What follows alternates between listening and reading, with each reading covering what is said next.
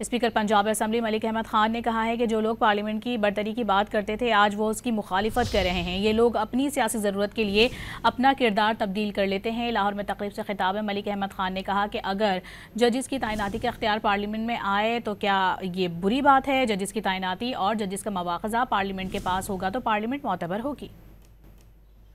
اپنی سیاسی ضرورت کے تحت کتنی آسانی کے ساتھ کوئی اپنے رول کو بدلتے ہیں۔